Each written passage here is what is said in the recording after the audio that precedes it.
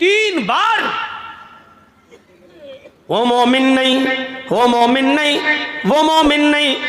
और सिर्फ ये नहीं, मोमिन नहीं, अल्लाह की कसम वो मोमिन नहीं, अल्लाह की कसम वो मोमिन नहीं, अल्लाह की कसम वो मोमिन नहीं। अल्लाह कौन मोमिन नहीं?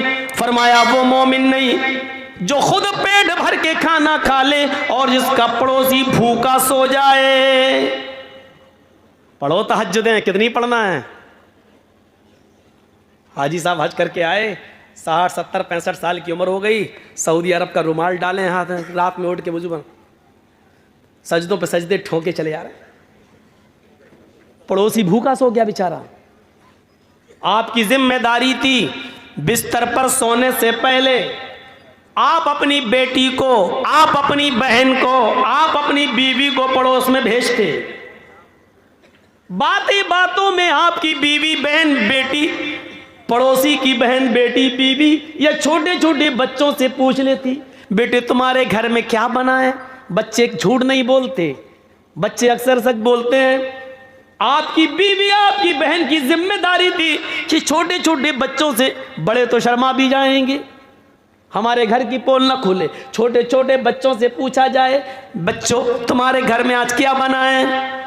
देखो आज हमें भूख लगी है, हम खाना खाना चाहते हैं। इससे पता चलेगा उन बच्चों ने क्या खाया है, उन बच्चों ने क्या पिया है। ये तुम्हारी जिम्मेदारी थी। अल्लाह की कसम तू तहज्जुद पढ़ता रहा, अल्लाह की कसम रात में उठकर तू नफिल पे नफिल ठोकता रहा, सजदों पे सजदे ठोकते रहा, रुकू पे रुकू करता गया और तेरा पड़ोसी भूखा सो गया, चाहे वो हिंदू हो या मुसलमान, सिख हो या ईसाई। काबे की रब की कसम तेरी तहज्जुद कबूल नहीं, तेरी इबादत कबूल नहीं, तेरी फर्ज और नफिल कबूल नहीं, क्योंकि अल्लाह के नबी ने कहा वो मोमिन नहीं, वो मोमिन नहीं, वो मोमिन नहीं। इंसानियत का दर्स देखिए, अल्लाह के नबी फरमाते हैं वो मोमिन नहीं। अब्दुल्ला इब्न उमर रजी अल्लाह ताला अन्हु, कौन नहीं जानता, जलील कद्र सहाबी हजरत उमर फारूक के बेटे, इनके घर अकीका हुआ। अब्दुल्ला इब्न उमर अपने बेटे का अकीका कर रहे हैं। बकरे 2 जानवर खरीद के लाए तो अपनी बीवी से कहा इसको 7वें दिन ज़िबा करना है ना, अकीका 7वें दिन है, 7वें दिन इसको ज़िबा करना है। देखो मेरी बीवी, जब बकरे ज़िबा हो जाएं और गोश्त पक जाए 7वें दिन, तो मेरे पड़ोसी को ज़रूर पहुंचा देना उसका गोश्त। पड़ोसी यहूदी था। एक बात याद रखिएगा, सुनिए, पड़ोसी कौन था? यहूदी। और हज़रत अब्दुल्ला इब्न उमर के यहाँ आज बच्चा पैदा हुआ, कल 2 जानवर ले आए, कल 2 जो ज़िबा करना था, 2 खस्सी, 2 बकरे, 2 मेंढे, 2 मेंढे वो ले आए और कहा बीवी 7वें दिन जब ज़िबा हो जाएं और गोश्त पक जाए तो पड़ोसी को पहुंचा देना। कहा ठीक है। फिर जब 4 दिन रह गए, कहा देखो भूलना नहीं, पहुंचा देना। कि हाँ ठीक है। 3 दिन रह गया, देखो पहुंचा देना, भूलना नहीं। 1 दिन रह गया, पहुंचा देना, भूलना नहीं। आज अकीका है, बकरा, दोनों जानवर ज़िबा कर दिए। जैसी छुरी चलाकर ज़िबा कर दिए, बोले देखो गोश्त पक जाए तो भूलना नहीं, पड़ोसी को दे देना। अब बीवी हाँ हाँ ठीक है दे दूंगी। खाल उतरने लगी, जब बोटियां बनने लगी, फिर आए अब्दुल्ला इब्न उमर, बन गई गोश्त की बोटियां? नहीं अभी बन रही है। हाँ देखो जब गोश्त पक जाए तो पड़ोसी को ज़रूर पहुंचा देना। बीवी कहती हाँ मालूम है भाई, 5-6 दिन से आप बोल रहे हैं, मैंने सुन लिया है, पहुंचा दूंगी। हांडी जब चूल्हे पर रख दी और गोश्त जब भुनने लगा तो कहा तैयार हो गया। क्यों, आपको ज़्यादा भूख लग रही है क्या? कहा नहीं नहीं नहीं, भूख की बात नहीं है। फिर कहा मैं ये देख रहा हूँ कि कब पकेगा, मेरे पड़ोसी को। बीवी को अब बहुत गुस्सा आ गया। कोई बात बार बार कही जाए तो आदमी पक जाता है।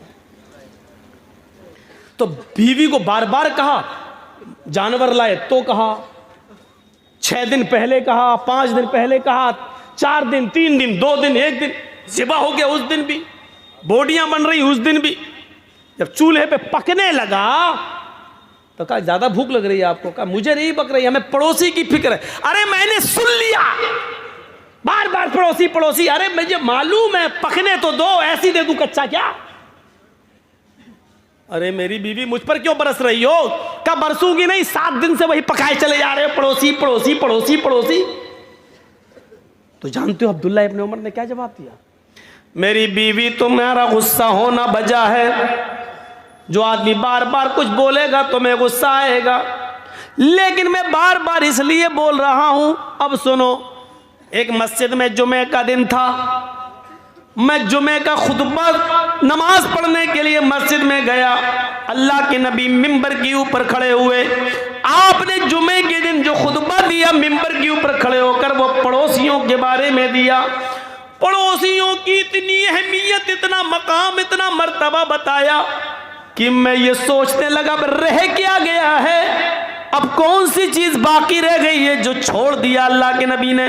सब तो बता दिया, ये पड़ोसी का हक, ये पड़ोसी का हक। अब डर लगने लगा, अल्लाह के नबी सल्लल्लाहु अलैहि वसल्लम सब कुछ तो बता चुके, अब कहीं ये न कह दें कि तुम जिस घर में रहते हो, जिस कमरे में रहते हो, जिस बाग में रहते हो, या जिस जमीन के मालिक हो, उसमें इतना इतना हिस्सा तुम्हारे पड़ोसी का भी है, इतना हक तुम्हारे पड़ोसी का है। कहीं अल्लाह के नबी सल्लल्लाहु अलैहि वसल्लम मेरी जमीन और जायदाद और घर और मकान में पड़ोसी को वारिस न बना दें। बनाया नहीं, लेकिन डर लगने लगा कि कहीं अल्लाह के, अब आखिरी चीज यही तो रह गई है, अब कहीं ऐसा ना हो कि अल्लाह के नबी ये कह दें, ये ना कह दें कि पड़ोसी का इतना हक है। मेरी बीवी, इसलिए मैं बार बार कह रहा हूं कि पड़ोसी को पहुंचाओ।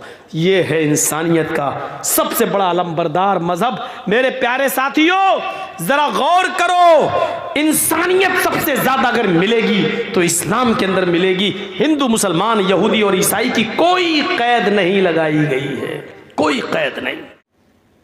यहाँ तो ये देखते हैं कि मेरे घर में क्या पका है, पड़ोसी के घर में क्या पका है, आज उसने ये पकाया तो मैं उससे अच्छा पकाऊं।